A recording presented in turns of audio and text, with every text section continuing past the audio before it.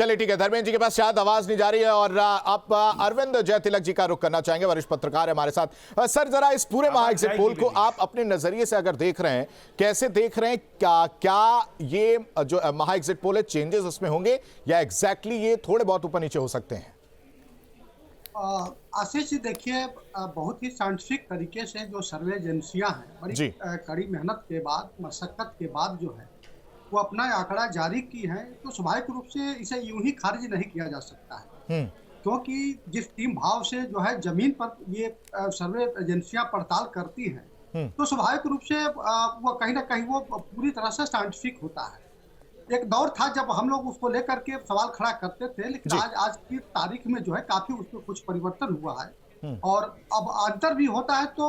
बहुत मार्जिन ही होता है, लेकिन कहीं कहीं बहुत बड़ा हो जाता है। जैसे बंगाल चुनाव को लेकर के जो सर्वे दिखाया गया था, उसमें काफी कुछ जो है गलत हुआ था। लेकिन जिस तरह से तमाम सर्वे एजेंसियां दिखा रही है कि मध्य प्रदेश में या राजस्थान में भारतीय जनता पार्टी की बढ़त है,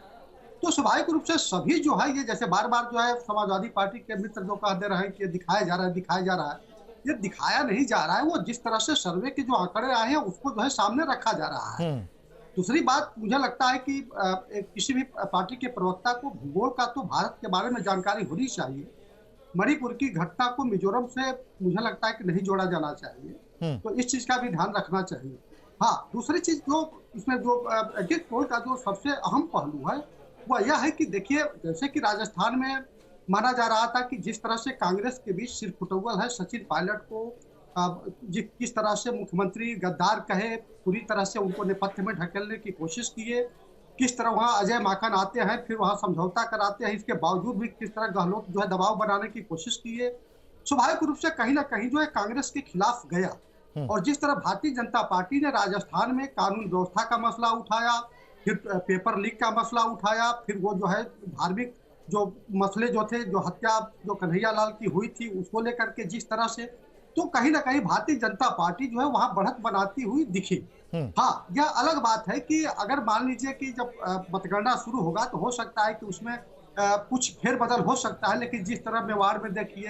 हड़ौती में देखिए या मारवाड़ में देखिए, भारतीय जनता पार्टी को काफी बढ़त सारे जो चैनल हैं दिखा रहे हैं। हाँ, शेखावटी इलाके में जरूर जो है कांग्रेस को बढ़त होती हुई दिख रही है, लेकिन कुल मिलाकर के अगर कई जो है सर्वे अगर बढ़त दिखा तो स्वाभाविक रूप से वो विश्वसनीयता के निकट है। यूपी के नजरिए से सर इसको कैसे देखें? अगर इसको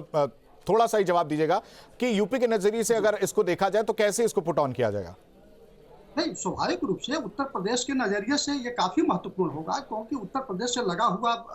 राजस्थान की राजनीति का जो है काफी कुछ असर उत्तर प्रदेश भी पड़ता है, क्योंकि एक जाति समीकरण चाहे वो जाटों का हो, गुर्जरों का हो, कहीं ना कहीं जो है उत्तर प्रदेश में भी जो है उसका प्रभाव पड़ता हुआ दिखता है। और जिस तरह मुख्यमंत्री जी वहां जा करके तमाम क्षेत्रों में जो अपनी बात को रखे हैं, कानून व्यवस्था के मसले को उठाए हैं, तो कहीं ना कहीं जो है अगर वहां भारतीय जनता पार्टी जीतती है तो यहाँ पर भी मुख्यमंत्री जी या उनकी पार्टी का जो है हौसला जो है बुलंद होगा। और कहीं ना कहीं जो विपक्षी जो समाजवादी पार्टी एक ऑर्डर बेस्ड पार्टी हुआ भी है, उसके भी कहीं ना कहीं जो अपना एक जनाधार है उत्तर प्रदेश में, उसके लिए जो कहीं ना कहीं जो है वो थोड़ा बैक में जाना उसको पड़ सकता है। क्योंकि भारतीय जनता पार्टी चाहे इसका नजरिया या जो उसका अपना चरित्र है वो स्वाभाविक रूप से जो है उसको लाभ या भुनाने की कोशिश करेगी या 2024 का, हालांकि मैं तो नहीं मानता हूँ इसको लिटमस टेस्ट कहा जाए, इसलिए कि 2018 में भी 5 राज्यों के हुआ था, लेकिन वो लिटमस टेस्ट साबित नहीं हुआ। तो अब राज्यों में अब मजेदार बात यह है कि सुधा जी, अरविंद जी कह रहे हैं कि इसको लिटमस टेस्ट की तरह मत देखिए, ये एक छोटा सा बस ऐसी चुनाव समझ लीजिए।